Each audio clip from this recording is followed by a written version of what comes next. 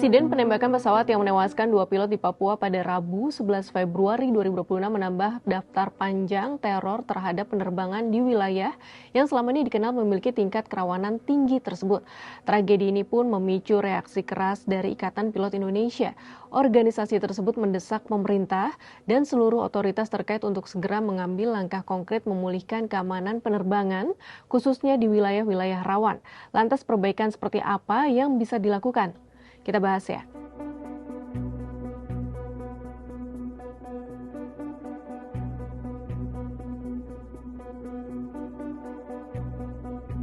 Pilot sebagai pengemban tugas tersebut wajib dilindungi oleh negara dalam melakukan setiap tugasnya, termasuk infrastruktur penerbangan di dalamnya, yaitu bandara yang merupakan objek vital nasional.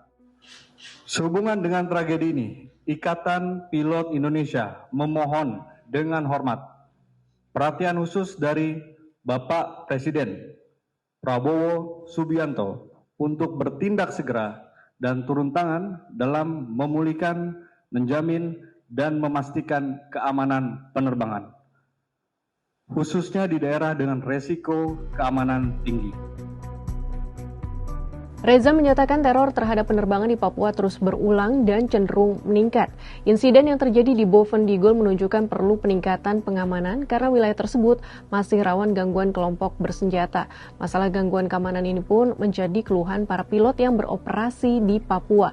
Reza mencatat setidaknya ada 100 hingga 200 pilot yang melayani penerbangan di Papua. Hampir setiap tahun keluhan terkait teror dan ancaman keselamatan selalu diungkap oleh para pilot. Poin rekomendasi lain yang disampaikan IPI adalah peningkatan status jumlah lapangan terbang. Beberapa lapangan terbang didorong untuk ditingkatkan statusnya menjadi bandara sesuai dengan tatanan kebandarudaraan nasional. Selain itu, operator didorong meningkatkan kerjasama dengan masyarakat lokal serta pemerintah daerah guna memperoleh informasi keamanan di sekitar lapangan terbang. Di sisi lain, pemerintah daerah juga didorong memberikan kesempatan pendidikan dan pelatihan penerbangan kepada masyarakat lokal di sekitar lapangan terbang. Dengan begitu, masyarakat dapat ikut membantu operasional bandara.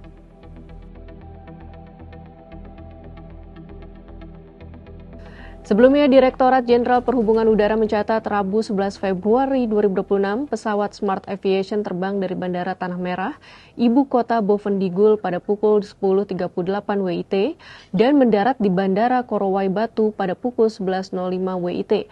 Penembakan terjadi setelah pesawat parkir di apron lapangan terbang.